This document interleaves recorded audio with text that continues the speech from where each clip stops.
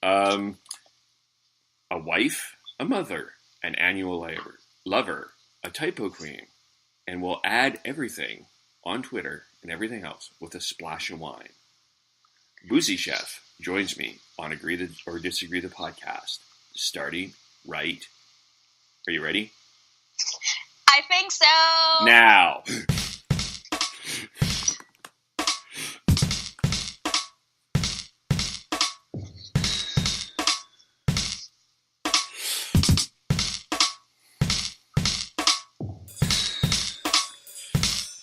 You know her and you love her on Twitter as Boozy Chef. She does ask the Boozy Chef question. Examples are, do you overshare via the powers of the interwebs? Other questions that she asks include, as I scroll down her Twitter feed, maybe if I just hit the hashtag, that would help. This is well prepared. Welcome to Agree or Disagree the podcast. This is Kevin Olenick. We are speaking to Lynn, otherwise known on Twitter as Boozy Chef. She has joined Twitter back in March 2010 and has amassed an amazing following of 11.2k followers based out of Calgary. She has questions like, how would you rate your relationship with Amazon? Is hotness rating of these Bollywood celebrity pics, which, by the way, I was not part of. And I learned it's because I'm not from Bollywood. Thanks for the reminder. And also, is the right way to eat Kit Kat chocolate? She has a tremendous following on Twitter. There's a lot of tremendous things in the community, and joins us today via Skype in Calgary. Hello. Hello. How is it going? Great. How are you? I'm doing fantastic. Great. You're singing even to start. I mean, you mentioned how nervous you are. Yes, I am. This is probably the offset of being nervous is to laugh a lot, right? Yes, the offset. It released those endorphins. Yes. Hopefully the people who are listening are laughing too. They are. They are laughing heartily as we talk right now. And did you say hardly or heartily? Heartily. They are laughing heartily right now. Okay. Lesson 1. Enunciate. Who's at broadcasting school here? Okay. I think the first question that I have is, how did you become Boozy Chef? How did I become a Boozy Chef? Well, you see, I have a pseudo brother, and a while back, Twitter became a big thing in 2010, and he was always excited that he had met all these people, and he could follow all these celebrities. His name is Nick Rago, and on Twitter, he's called the Ragos. And he turned around and he said, well, I can't take you to the Twitter party because you can't turn around, and when people ask you, what's your Twitter name, you can't go. And I said, what does that mean? He's like, because you're mute. And so I said, okay, so let's come up with a name. And then we were sitting there, and I used to have a lot of alcohol at that point. And we used to cook a lot, and we used to do a lot of experimental cooking, which was like the most fun thing ever. Incidentally enough, the dude actually dropped an entire bottle of olive oil on the floor. Ooh. So, yeah, it was fun cleaning it up. But that's how we came up with Boozy Chef. And we used to do a lot of fine dining cooking and stuff like that. And it was just fun. And we used to do it as a duo. And that's how Boozy Chef was born. Cool. And how did you keep your... just starting on Twitter at that time, how did you grow this into, what were some of the processes of growing this into pretty much a brand? Well, I never look at it as a brand. I never look at it as that because I like to connect with people. Connecting with people is a big thing for me. Mm. And these days you can't just walk up to someone randomly and say, hey, yo, how's it going? Because people are like, what's wrong with you? Are you crazy? Why are you talking to me? People have all these strange feelings that happen, which I find very strange, and I don't understand. Like, people can connect with you via the they can connect with you via the web, but they can't connect with you in person. And I find it very difficult. Maybe it's because people read a lot of text and now they can't no longer read body language, because before, body language was a big thing for people to read through. And people find it difficult sometimes to maintain eye contact and things like that, you know? And I find that it's a lot more fun to get to know people. And Twitter is like a great place, or any kind of social media. Well, I prefer Twitter because you get to know people far better on Twitter to a great degree versus like Instagram or like, I don't know, Snapchat, or I don't know, what are the other apps out there? Help me out here. There's Facebook. Oh my God, Facebook. Yes, that thing. Yes. Snapchat, Pinterest. I still have people following me on Pinterest, and I haven't posted there in 17 years, I think. Pinterest is a place where you go, like IKEA, to just get lost. You pin 500 things and probably make 2 of those. Yes. Yeah. There's YouTube. Well, I guess you can't really connect on YouTube. You can use that as more of a brand. Well, YouTube is not too bad. I have to look into YouTube. I haven't really gotten into it, but I have to at some point. Why? Because one of the things I wanted to do is, like, you know, I don't know if you remember, but I went on a solo trip to New York. Yes. It was a phenomenal trip. And my whole point of going on this trip was to inspire people to take these solo trips, whether you're a woman, you're a man, or you're a teenager, it doesn't matter. Because I think that solo trips are really important for people it's just a path of self-discovery is one of the things. But the other thing is that it's one of those areas where you go and you get to know people, and, you know, people see you in a different light, and how you understand a lot about yourself as well. Yeah, I do. I travel by myself. Why do you travel by yourself? Because nobody loves me. No, that's actually not true. I'm sorry. You have a big, huge fan following. Yeah, it's sure. Yes. I know, you know. Sorry, go on. Sorry, I completely interrupted you here.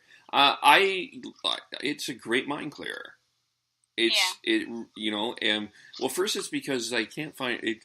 It sounds brutal, but I can't find people to travel with, and it's tough to travel with people, I find, because you're like, well, I want to do this, and I don't always want to go to some of the touristy things. I just want to do my thing. So a lot of it I'll do around sporting events or something. Like if there's a Blue Jays game, I'll head to Toronto and just go and do that, and not everybody's into that, and just some other stuff. I mean, I don't want to go to the CN Tower because it's expensive to me, and you know, but others do, right? So I just there's things obviously like the Blue Jays game is obviously tons cheaper than the CN Tower. You've got that all down to a T. Yes, scientist. Sorry, go on. Yeah, no. Tell me more. No, but that's it. Yeah, and I found personally it can reduce costs, not gain costs. But you know, tell us more. This is about you, not about me.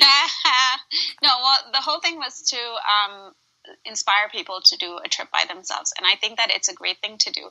I think sometimes it's great to go with, like, I'll holiday with my family and stuff, but I actually like to do things by myself as well, because I have my own schedule. I know what I want to do. I know where I want to go, because my whole trip to New York was just to eat, and that's what I wanted to do. I just wanted to eat my way through New York, and I wanted to go and see different places, and I walked a lot.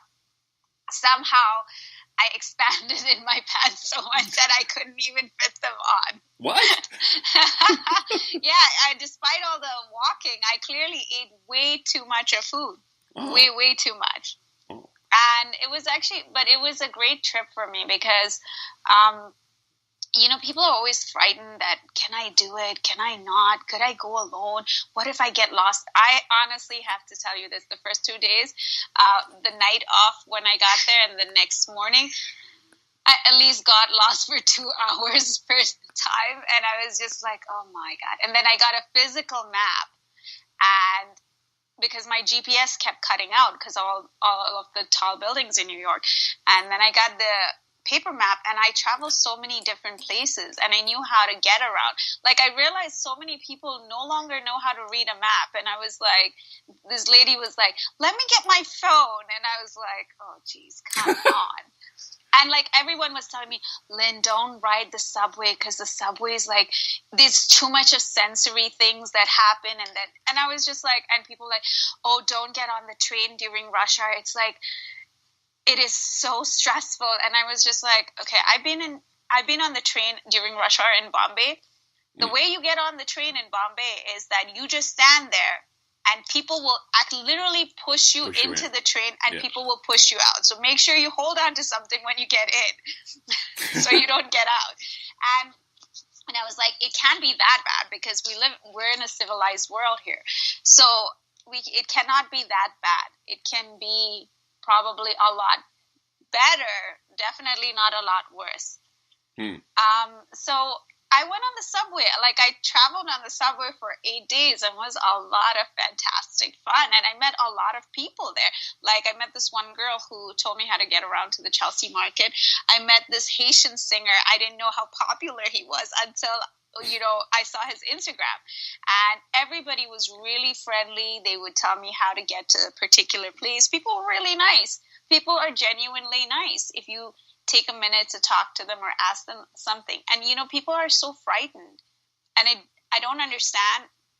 Not everybody's out there to, like, steal your bag or, take advantage of you or, those kinds of things. You have to, like, for me, this trip is also about finding the good in people. Because that's an important thing. You have to believe in the humanity of strangers, because there's a lot of nice people out there. You just need to figure out, like, who can you approach and stuff like that. Like, we went to Cat's Deli, and there were these guys, and we just randomly started talking to them. And I went for dinners by myself. Oh, they were such fantastic dinners. And it was fun because there were always people who wanted to talk to me or get to know me and stuff like that. And it was just fun, it was just a lot of fun. And that's, like, one of the things.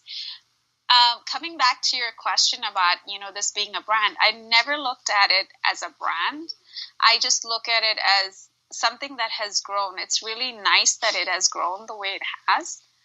But I have nothing more for that because, excuse me, people, it's really nice to connect with people from all over the world. Like, I have people from England, from India, from North America, from Finland. So I have people from all over the world that connect with me, even from Australia and stuff. It's really, really nice to connect with all these different people and learn about their culture and everything else. Wow, cool. That's good. That's good. That's good. And I think a lot more people think that way than I think we care to admit. I think we'll talk about Twitter a little bit later and what it's become and how you've not changed it. I wouldn't say changed Twitter. You haven't changed, but your approach to it, I think, is resonating because I think people are getting tired of certain stuff.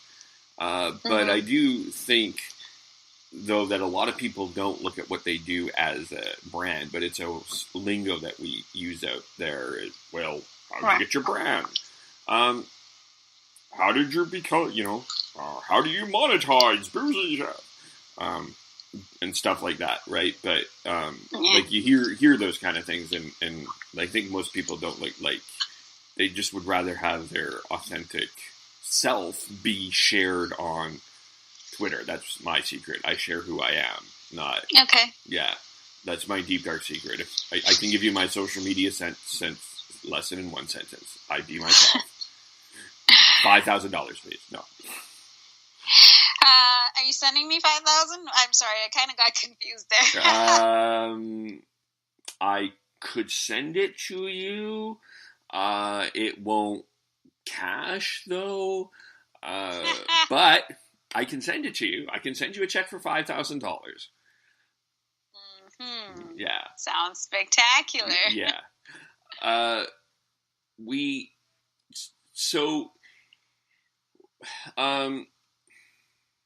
was I going to ask you? I don't know. Tell me. I'm listening. Yeah, I'm the interviewer.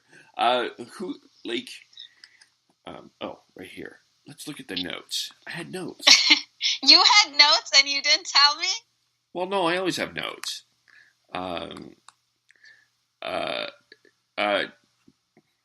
Where did I put the notes, though? Yes, I do have notes. I always have notes every pot. Oh, there you are. Let's talk about food. Because it's an inspiration of you exploring your food and your wine. By the way, you may not have known this about Lynn, but she was featured in flavorofworld.com last September, and there's a very good interview. But yeah, talk about some of your inspirations, which might be your mom, and some of your other inspirations. Let's start there, and then let's talk about your exploration around food and wine. So let's start with inspirations. Who inspires you? Well, my dad is actually a really good cook, and my pseudo mom, who she's everything but pseudo. She's a phenomenal cook, and like I said to you, like my little pseudo brother Nick, who I taught to cook, even though I knew very, very, very little. And like I wrote about Chef Floyd, when I was young, because I watched Chef Floyd, Madhur Jaffrey, Yang Can Cook, and these were the three people I used to watch. It used to come on repeat on our TV, and I totally am truly inspired by Floyd, because one of the things was like he would eat the food, he would get totally drunk on the episode. Like he would start completely normally and he would just get drunk halfway through, and then he would eat the food, and you always see these presenters go like, oh my god, that is so amazing, I love it, and he would be like, oh, that tastes gross.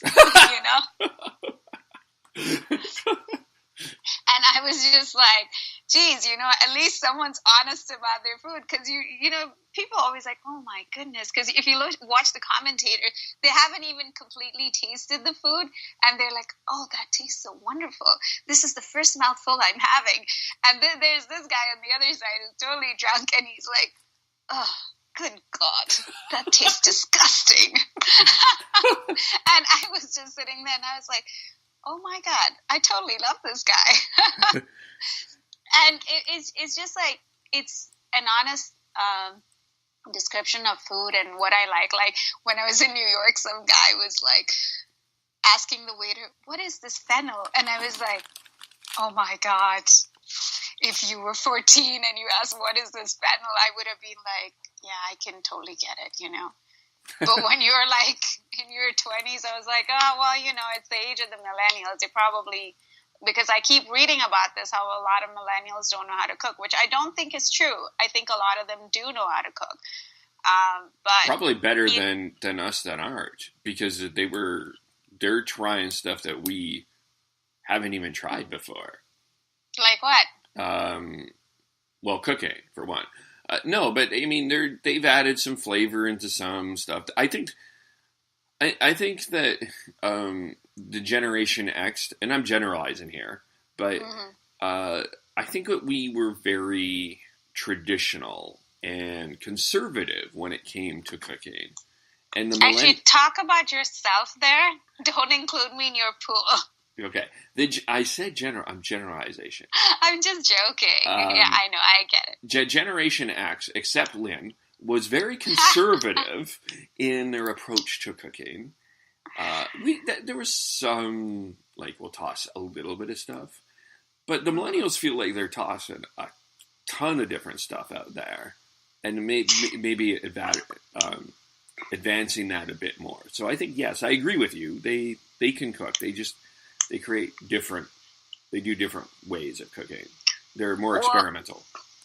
Sorry to cut you off, but no worries. Like for my family, my dad was very open with food and trying different foods from all over the world. I was born and raised in Dubai, so I grew up eating a lot of different things. I met a lot of people from different cultures. So for me, not being able to do that would stop my growth, because to me, that is a very important aspect, because then you learn about a lot of different cultures and a lot of different people. Whereas in other countries where you go, where the culture is just starting to grow, it's completely different. Because one of the episodes that I love is from Mind of a Chef by Chef Edward Lee. And he talks about how important immigrants are to your food culture, not just your culture in general, but about your food culture. Like, I always think, like, whenever I see a lot of people fighting about stuff, and I'm just like, well, guys, since you feel so upset about these things, why don't we take all the spices away from your hands and let's talk then. And then a lot of people like, you make a good valid point about that. I don't think I could live without X, Y, Z, Yeah. And I said, yeah, it is how it is. Like, you can't accept one without the other. Yeah, totally. Yeah. And with regards to like inspiration, like, I used to watch a lot of different shows and things like that, but I started trying my hand at a whole bunch of different things, because it's important not to be stagnant and be just like, okay, just because I'm from the Republic of India doesn't mean that all I will eat is Indian food. Like, I make salmon teriyaki from scratch, because my daughter has some allergy that happens in North America, and so she can't eat processed food. So I have to cook everything from scratch for her, which consumes a lot of my time. But on the plus side of things, it also helps me a lot, because when I came here, I learned about preservation, preserving foods, canning, those kinds of things. And that was like a big plus for me. It's very time consuming. It's very labor intensive, but it's also becoming a dying art in North America, because I've talked to so many people who do not even know how to do it. They have no idea. And everyone's answer is, have you Googled it?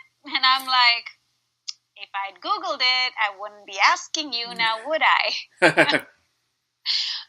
But yeah, it's very interesting for me, because I find that you learn so many different things about a culture. Like, we never stop learning, and we have to keep exploring. And food helps in a massive way with that, because you're not only learning about food, you're also learning about culture, why people do a certain thing when they do it, how does it affect them, what drive does it have on them, all these kinds of things. We learn so many different things about people all the time, and we just have to pay attention, in my opinion. If we pay attention, because sometimes people would like your food, but they don't want your culture. You can't have one without the other, because you kind of need to know why these blend together, what happens with these spices. Like, I always quite fascinated, like in a place in India called Rajasthan, they have like the hottest weather there. It's practically a desert to some degree. And they eat the spiciest food ever. And I'm just like, this just does not compute in my brain. Like, why? You're not a big not a big hot food fan?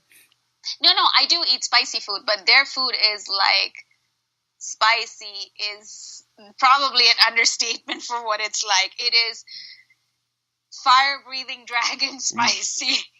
Wow. Because they have a dish, because I have this book which I highly recommend for people to get, 50 Greatest Curries of India. And in that book, there's a spicy watermelon curry, and I'm like, why? Can we just not eat watermelon like this? But it's how things were, right? It's how, like, it's what you had and what you made. Like, they have a lot of they grow a lot of red chilies over there. Okay. So I guess you use what you have, right? Right. Yeah. That's some of the Best cooks do that, don't they? They just use what they have and try stuff. Yeah. I mean, it's quite phenomenal, like, sometimes what you have in your pantry, because I am actually quite a lazy cook. I have to admit, because I will do pretty much anything to not go outside to go and buy groceries if I don't have to. Like, I'm like, okay, so they need cream, but I have yogurt. How can I spin this around? Because, like, it's just, I don't, okay, to get just one item, you got to get in your car, you got to go to the store, you got to buy something, and you come back with 6 other things that you didn't need, that wasn't on the list, and, you know, you forget this, and then you have to run around, zipping around the store, and I'm just like, yeah, you know what, let me just see what I have. Let me just empty out my fridge freezer, and we'll just go from there, hey? And we'll start there, and you'll love it. Yeah, absolutely. One of the things I forgot to ask you about New York, I have to ask, is where were some of the places that you ended up eating in New York? Ooh, I went to Le Cuckoo. I highly recommend people go there. It's a fantastic restaurant by the chef called Daniel Ross. I have to give a shout out to my friends at Eating Beagles on Twitter, because they had recommended some of the places, and they were some of the most phenomenal places. The second place I went to was Gunter Seeger's. These two are fine dining places, and they were really, really good. Gunter Seeger has a 10-course or a 7-course menu. I highly recommend people explore it.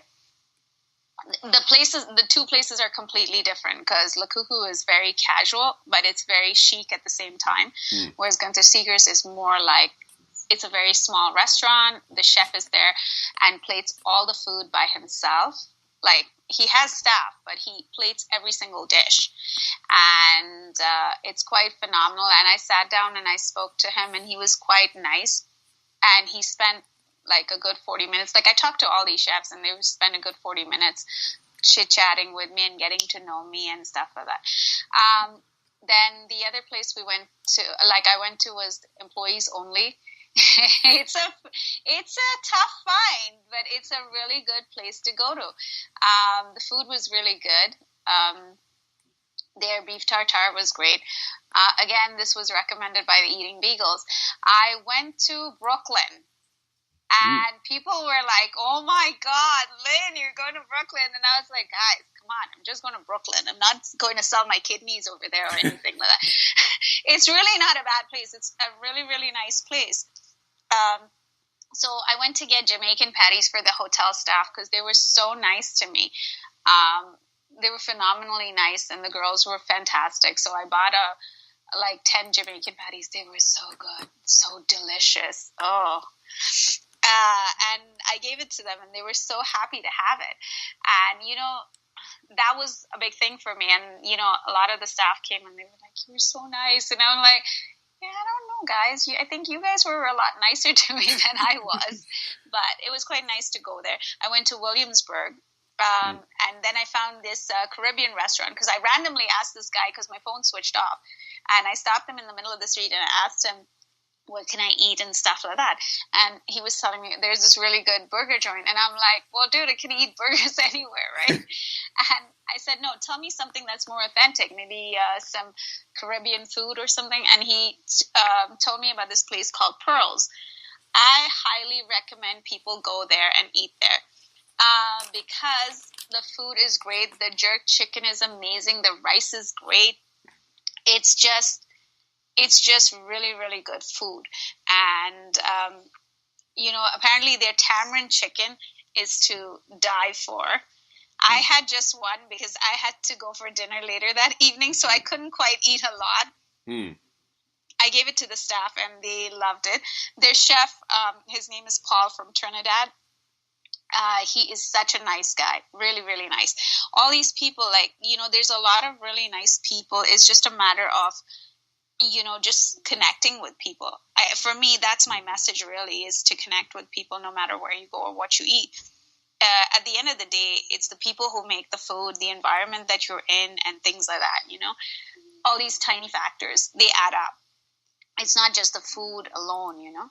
and it was quite nice. And I went to like Little Italy. I didn't get to eat there, but I went to this place called Takomi when I got lost, and I was going towards Soho, and in Takomi I sat down and I had a breakfast taco.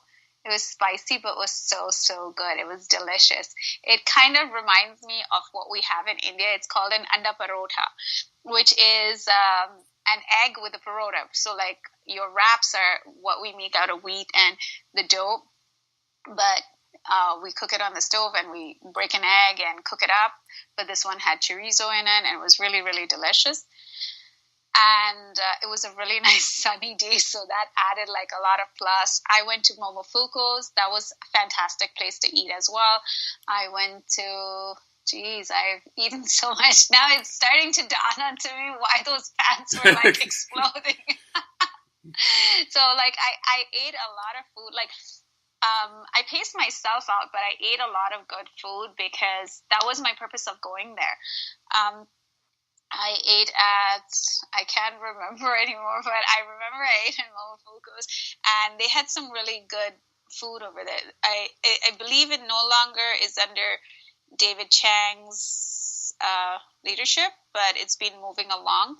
But I don't know, it was pretty good, I thought. And I asked, wherever I went, I asked the chefs to give me something that wasn't on their list, like which wasn't on their menu.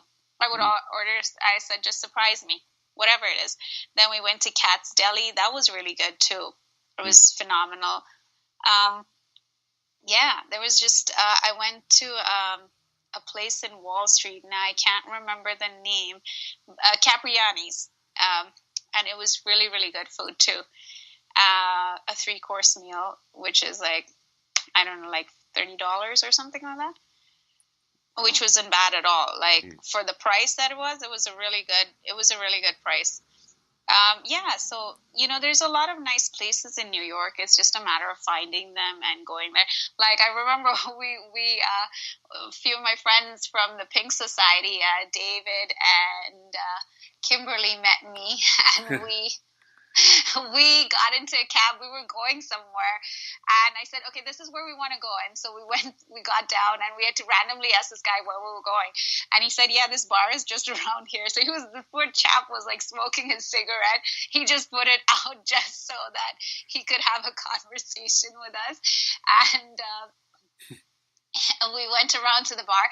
We could not even stand there. It was like a teeny bopper bar. And I was just like, where are all the adults here? And I was like, Lynn, they are the adults. You're old. You're not old. And, yeah, we are. When you compare yourself to a 17-year-old, you're old. You're just differently aged. That's how I look at it. So then we left from there, and I was just like, it wasn't that cold, but it was cold enough for the people who live in the U.S. And so we randomly walked down. I was going to take them to a place. Oh, yeah, there was a Spotted Pig that my friends took me to. Continental Drifter is his name. Or is it Drifter Continental? I forget. Kim Khan, he took, him and his wife were so generous. They took me across to the Spotted Pig, and it was really good food. But we were going to go there, and then we landed up in an Italian restaurant, and then we ordered the food over there. We ordered a whole bunch of things, and we were still hungry. And I saw the chef eating some pasta, so I went up to him, and I said, hey, can I have some of the food on your plate? Wow. And he said, yeah, sure, and he gave me some. And then I went back, and we were, like, really hungry, so I said, dude, can you, like, give us some more food? He said, I'm so sorry, the restaurant's closed. So then, I don't know, some other guy walks in. And he's got his chef jacket on, and he's like, what are you doing here? And I'm like, I'm trying to score some food. He said, are you going to be cooking? I said, sure. He said, do you know how to cook? I was like, well, we could always tempt fate here. And so he said, what do you want? And I said, I want some extra food, like the same thing this dude was having. And he made us like 3 plates of pasta, and I said, I don't really need a whole lot of food, but give us what you can. And he made us 3 extra plates of food, and it was really, really nice. It really kind, because their kitchen had shut down and we had asked them nicely, and so they had given us 3 plates of food. I was so grateful for that, like there's so many, like I keep saying, there's so many nice people. If you ask kindly, I think you can practically get pretty much anything you want. Not everything, but pretty much.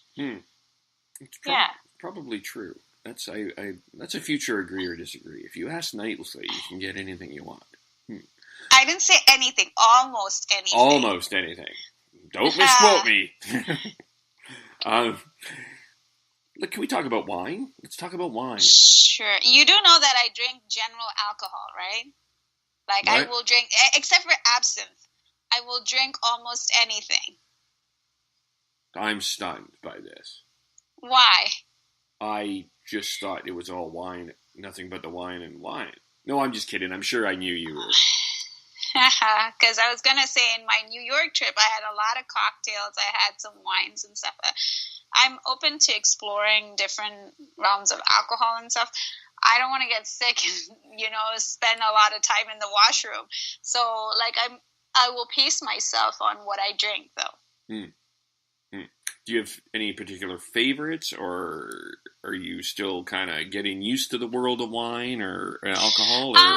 I have to say, like, after I spent that weekend in New York with my friends from the Pink Society, I actually have to say Californian wine is actually pretty darn good. It is pretty good.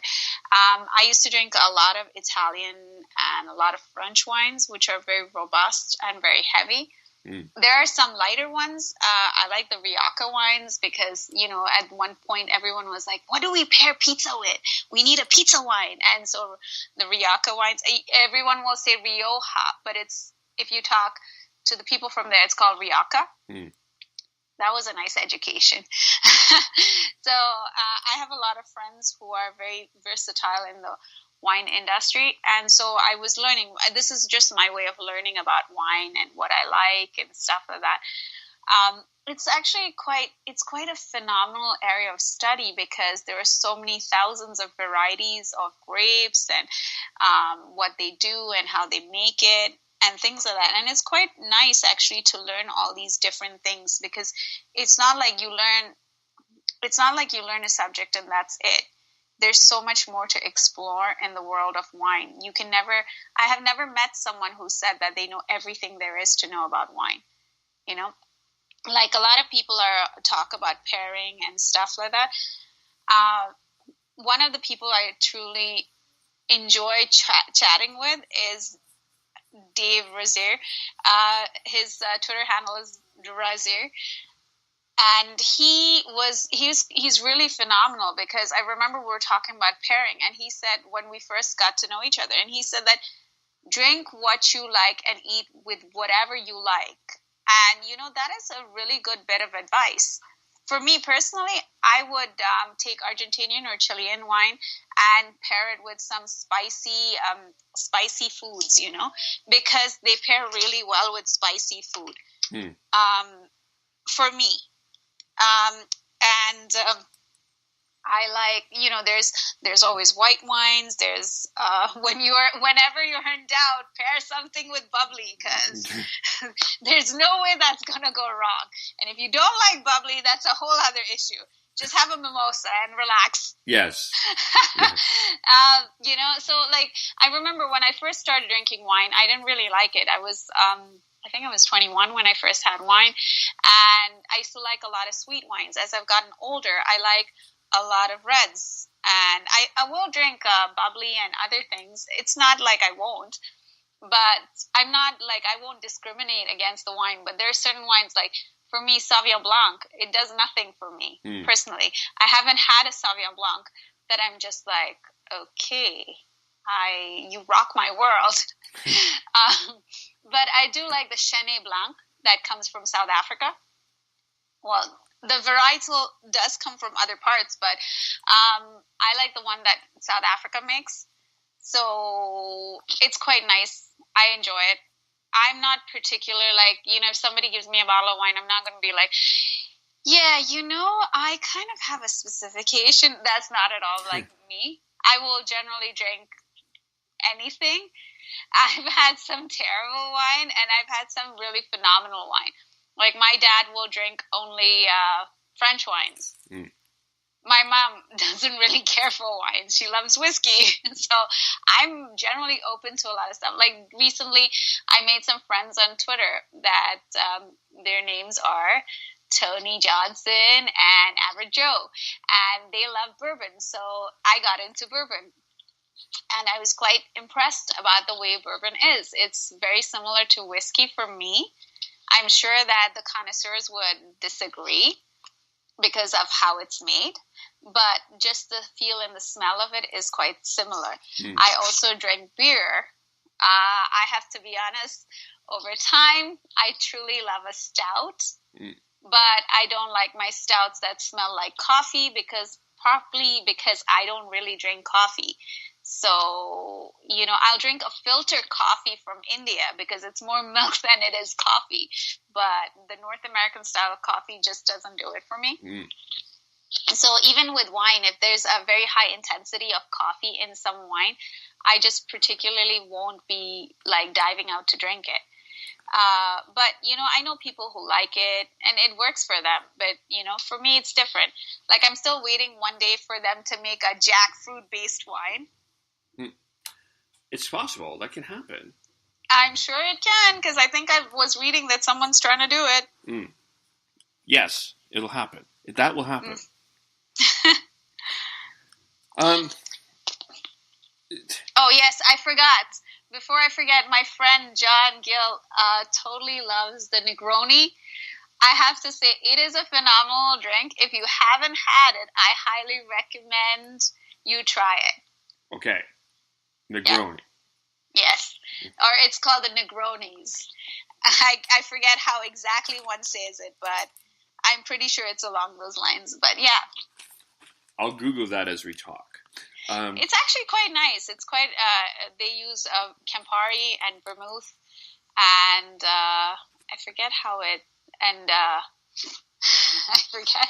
forget all the concoctions that go in it, because different people make it differently, but generally it's got Campari and vermouth in it, and a huge block of ice, which you're supposed to let it just, it's a slow drink. You don't like gulp it down. Okay. So yeah, it's there's a lot of really nice drinks around. It's just about exploring it. I think sometimes when people like get alcohol in their hand, they're just like, oh, let's just chug it, and then they're like, yeah, I don't feel so great the next day. I was like, I kind of wonder why. You wonder why? Yeah. Yeah, and no, I've had a lot of for beers. I definitely love beers we have in Alberta. They're very nice. And it's really nice to know people like Tool Shed and Dandy Ales and the people from We Are Brewsters. All these people, like, there's a lot of phenomenal brewmasters out there. Mm-hmm. And it's really nice to know all these people because, again, it's about connecting with people to get to know them and understand what's going on and, have some part in it, And it's just exciting. It's just very exciting, to hear their story and how they came about to doing what they're doing and stuff like that. It's true. I love hearing how people have become or have gotten where they are and the process behind it, like creating beer or creating wine or I love those kind of things because it says so much about the person and how you got to that process. Yeah, absolutely. So you've mentioned connecting. So let's talk about I'm going to ask you the way I asked this off air. How do you keep something so positive on something that is considered such a cesspool right now on Twitter? Like, how have you been able to stay upbeat when everybody is yelling at each other for whatever reason right now, and seem to be more in the era of, I gotcha, look what this person did. How have you avoided the crap and kept it positive? Well, I don't know. I find that quite amusing because I've heard that before, and I think that it's important to be positive regardless of what you do, because it's very easy for me personally. I have one of the greatest gifts from my parents, which is that they have taught me how to self-motivate. Of course, I'm like any other human being. I get down. I have stressful moments. I have a hard time. Like, it's also part of who I am. I have grown up with a lot of adversity. I have seen what happens when you have nothing to fall back on. I have seen poverty. I have seen, like when a lot of kids in my school had all this fancy stuff, I couldn't have any of it because my parents couldn't afford it, because they sent me to a good school. And so they couldn't afford anything else. And they were paying for my brother's education. And I totally get it. I understand all those things. Like for me, materialistic things are not a big thing. Like, there's certain things, yes, I will own that are valuable for me. Like, my dad gave me a watch. They never really gave me birthday gifts because we stopped celebrating my birthday after I turned 6. Now, I don't need anyone's sympathy about this. What I'm saying is that this was important for me because, it teaches you that possession is not a big thing. I do, however, like to give people gifts because it's my way of expression to them. Like, I am also a very emotional person. I can get very intense as a person. But the thing that's really important to remember is that for me, if I can make someone else smile, that is like a big thing for me. I really enjoy that. I enjoy people, getting to know people and, understanding their story. Like I said this before, like, introverts are one of my favorite people because they have like some really nice punchlines, but they have also a very beautiful story about who they are and how did they become who they are and how did they get there. But like for me, a lot of things are like, I've seen all this adversity and I've seen what life can be like and how hard it is, and other aspects of my life, which is on my Twitter of Get to Know Me section. The thing is, I feel self-motivated. Like, there's a lot of good and bad things no matter what you look at. Whether you look at food, whether you look at alcohol, whether you look at politics, you look at any of these things. For me, I don't talk about politics not because I'm not interested in what happens in the world or anything. It's because my political views are my political views. I don't need to share them with everybody. Like, if we're friends, possibly we'll talk about it, but that's not necessary. We need to get into an argument about it. We can agree to disagree. I don't think that you need to blow out your whole world because someone didn't agree with something you said. That's, in my opinion, I just can't do that because that would take up too much of my time. And I'm also a parent, so I have to be positive and show my kids how to deal with certain adversities or, emotional trauma, and how do we conquer it.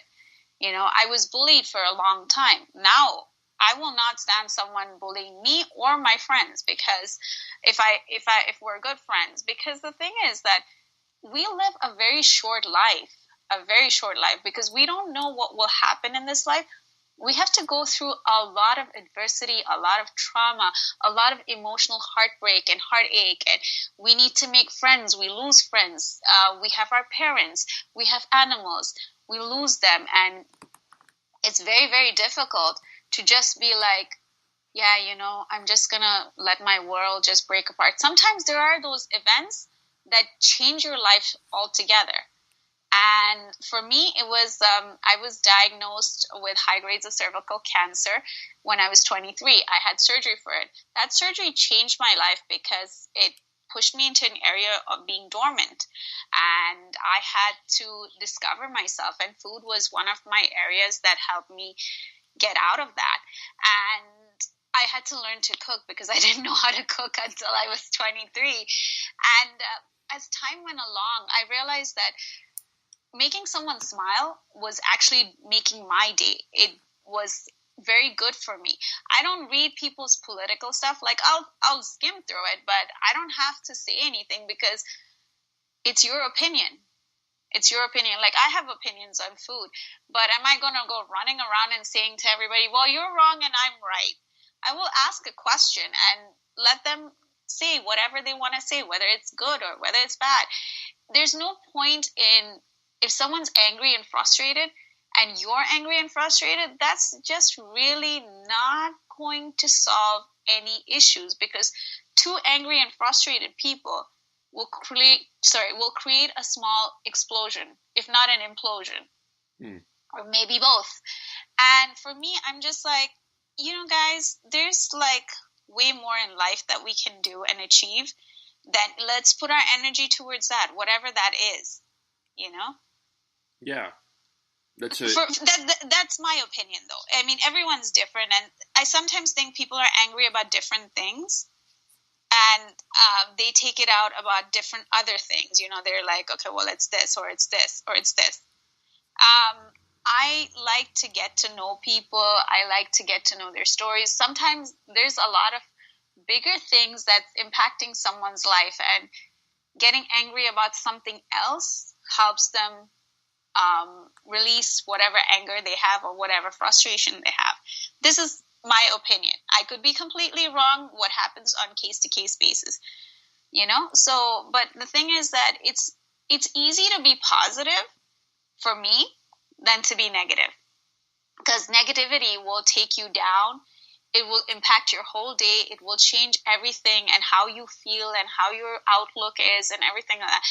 And to be honest, I'd rather be happy than be sad, because there's a lot of things to be sad about, and there's a lot of stuff, if you look hard enough, you'll find there's a lot of stuff that goes wrong all the time. Like when I was getting married, the flowers didn't arrive until 10 minutes before the ceremony. And the priest forgot to ask my dad to give me away. The priest forgot to ask, at the end of it, kiss the bride. When I was going to New York, my credit card had a problem with the airlines, and they wouldn't let the payment go through. And when I had to book my hotel, my husband had double booked on the credit card, and I was like, this is going swimmingly well, isn't it? But I was like, and I got on that plane, and I was just like, well, I got on that plane. Whatever else happens, like, you have to go in my opinion, you have to go with a positive mindset to whatever you're doing, no matter however nervous you are. Like, I was really nervous this morning about talking to you, because I didn't know what was going to happen. And then we started talking, and it was perfectly fine. It's like, I've known you forever. And it's just easy. You can't get stressed out about all these small things. Like, there are small things you get nervous about, but like, you can always take the negativity and spin it to a positive side, whatever that side is, or however you want to look at it. Well, I have a surprise for you. Oh dear. No, because I believe that people should know the impact that they're making. So, okay. What I did is I quietly asked a few people about you. Okay. And I'm just going to read a couple of quick things here. Okay. She is always positive, and I'm direct quoting these, okay? Okay. She is always positive and supportive of all the people she meets on this hell website. She takes wonderful pictures, particularly of food. She is very engaging, always positive and uplifting. She always brightens everyone's day. She remembers in jokes and details about people. Aww. And is always happy to organize activities and meetups in online communities. And she posts very interesting daily polls. Where do you get... I always get this question where I get mine. Where do you get yours? How do you come up with yours? I've said this before. Like, I will watch people and I will observe what's happening, because I'm really interested in human interactions. And sometimes I will just watch what people say online or watch what people do in person, and a question is born just like that. But I do love the Sunday polls, because they are meant to be uncomfortable because people want to talk about certain things, but they're very nervous about talking about it. And I'm not saying that you have to be crass about it. So that's why they're worded in such a way that it doesn't become a crass conversation. I just want people to be okay and comfortable about saying certain things. Like there was that one poll that I asked, can men and women actually just be friends? Or is there more to it? And I noticed that it started getting very personal for some people. And I was just like, guys, it's just a question because, when Harry met Sally, she asked that question. Of course, men and women can be friends. And he said, no, men and women cannot be friends. And there is some truth to that, and there's some not so much. There's a myth to it, right? And everything is different. Like, you can be friends if you want to, if you choose to. It works on both sides. I don't think it's only one-sided, Mm-hmm. And because I have a lot of male friends, and I've worked in a male-dominated industry for the longest time. So for me, it's but natural, As a mother, I like to have more female friends or stay-at-home parent friends because they get what you're going through. So every scenario and every aspect is very different, or how you tackle it is very different. So for me, it's just like that. I just see what people are talking about, some things that are in my head, and it'll be just random questions. I will just ask those things. That's kind of my philosophy too. It's in what's in my head. Yeah. I find it for me, like if I really think about it too much, it kind of comes off a little wooden, and unless I ask it kind of naturally, I think that's when I think there's a connection there too. So I totally, I hear you about that. Let's talk about some stuff that you're actually involved in, that you organize. Let's talk a little bit about the Pink Society, which is something you're very passionate about. Tell us about that. Yes, the Pink Society is where we drink rosé all year long. Hello! Actually, we drink other things too, like we drink reds, we drink whites. But the thing that we like is the rosés, because I think they're a slightly unloved subcategory of wine. A lot of people have a lot of hate over rosés because they're like, it's too sweet. And I'm like, you're obviously not drinking the right ones. There are tart ones, there are sweet ones, there's ones in between. And the rosé market has grown quite a lot. But we want to have just fun with it. We don't want it to be something extremely serious. It's like we do these pink parties, and they're mostly Californian wines. I mean, we're open to people from other parts of the world who would love to join in. It would be fantastic.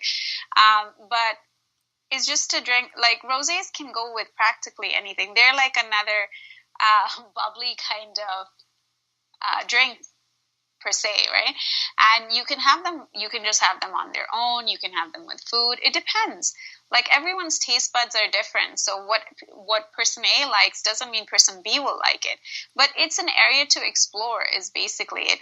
We love the pink parties. Like we have one coming up with Kita wines, and I'm really looking forward to that. I had a Zinfandel, which is made by Lepe Cellar, and that was also very good from the Monterey County.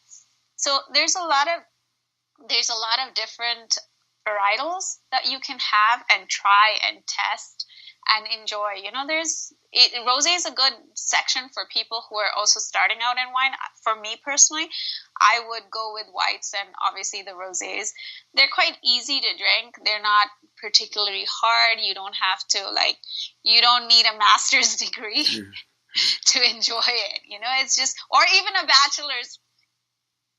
So it's a fun drink. Anyway, coming to Pink Society, what we do is we do some videos. We get the pink parties together. We have a theme of how we're going to have a live pink party in California in March of next year. It's a lot of organization, and it's just getting people together and to check it out and to understand it, to have a different view on rosés. And just explore the area and, try it out. It's fun because it was between Dave and Kimberly, and they were just joking around, and they started with this. She went to type something else, but her autocorrect jumped in and made it Pink Society. And so that's how Pink Society was born. I help out with some parts of like getting the word out, or we do videos together. My thing for Pink Society that started out was the dance videos, because they were just for fun, and now they've become a regular thing. I actually like it. I actually love it. Like is too light a word for that one. And I love it because it inspires people, it makes people happy. It's fun. It's just fun. And that's what we are all about, it's a fun group. Wine doesn't have to be too serious. You don't have to be like, you don't really need to be like, oh yeah, I got this and you can get educational about it, but the thing is that like Dave says, drink what you like. Make yourself happy, right? Isn't that like the motto of our current generation? Make yourself happy. Yes. Yeah, make yourself happy. And this is one of the things. If you don't like rosés, that's all right, but you can give it a try. There's no harm in that, right? Right. Yeah. There's never harm. It doesn't hurt to try something, right? Yeah. Yeah. And you have to also tell people what you like, because people sometimes when they have a specific wine that they like, and sometimes they don't quite describe it to people like what they like and stuff like that. And so then they get really disheartened when somebody recommends a wine that isn't towards their liking, because there's a lot of professionals now in your wine store that can recommend some really good wines. Like, I didn't even know about the rosé bubblies, and I was like, oh, hello. Like one of my dance videos, I had the barefoot bubbly. The cork got stuck. It was such a big blooper moment. The cork got stuck. When I started pouring out the bubbly into the glass, it overflowed, and I was so careful with the cork opening, and it went bang. And my daughter was like, "Mommy, are you okay?" So I've had all these great experimental moments with it, and it's actually a lot of fun. I mean, it's just a fun group, and I highly recommend I highly recommend that people try it or explore the Pink Society, because they're a really nice fun group, and people are like very welcoming, and even the people who are members over there, they're very welcoming. They want to get to know you, they want to have fun with you, they don't want it to be too serious, and a lot of other wines are also welcome, but give rosé a try. Give rosé a try. Yeah. Is there anything else we should talk about before we end the interview? I always end it that way. I didn't tell you this, but I used to make doggy treats at one point of my life. Oh, the stories of Boozy Chef. That's what my friend at Flavorful World said, that I have spent a month getting to know you, and you're like an onion. It's like I still am getting to know more and more about you. So I used to make doggy treats, and it used to be organic and regular ones. And then I had my kids, so I had to give it up. But it was a fun experiment. It was a lot of fun doing that. Yeah. Well, wow. The things we don't know about Boozy Chef. You can do a whole thread. You should do that 45-question thread or whatever that is. No, I have done that one, which is get to know me, and there's 94 points. But for some reason, when it got to point 64, Twitter was like, "Hey, Boozy Chef, we're cutting you off, so you can get to point 94." I should have sent that to you, but I completely forgot about it, and then I was just like, When I go on vacation, people, remember, when the Boozy Chef question isn't up, get to know me will be up.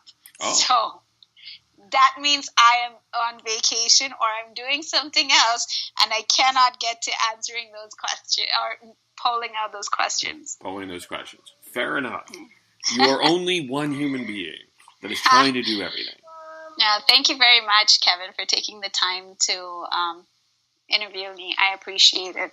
No problem. You can follow her at Boozy Chef on whatever favorite social media. Are you on Facebook? No. Okay, that's fair enough. I'm Boozy_Chef on Instagram. I'm Boozy Chef on Twitter. I think that's all everyone needs to know. So, the other forums are just left open. Left open for others. Yeah, but it's been a lot of fun. I've gotten to know lots of people, like how I met you, and Yes. it's been phenomenal.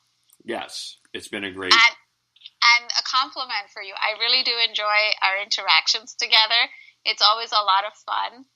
I do enjoy some of your poll questions, even though I do not have a beard and you asked me to vote on it. But, I just thought I would just put that out there. Oh, well, so, you learn by doing, right? Yes, you incidentally really do learn by living. You learn by living, yes. Okay. But, yes. Okay. Thank you. And you can follow me on Facebook, Kevin Olenick, Twitter, KVOLE, SoundCloud, KVOLE, Spreaker, KVOLE, YouTube, Kevin Olenick. You can like and subscribe there. I have a Patreon account if you want to join that. That's Kevin Olenick. You can find that. Thanks for joining us today. Thanks, Lynn. Thank you so much. Have a wonderful day, everybody. And Kevin. You too. We will talk to you all soon. Watch out for Stranger Things, Justice League, and Punisher reviews this week. And the Grey Cup. Bye for now.